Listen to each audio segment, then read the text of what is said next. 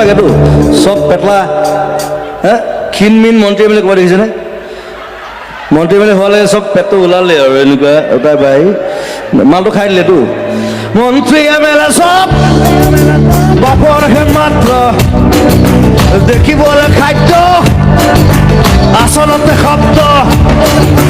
জাগ্ৰত জনতাক কৰি দিশভ্ৰষ্ট মমতাৰ জোৱাৰত আমি আছো মুক্ত পৰিৱৰ্তন শব্দটো শুনিবলৈ ভাল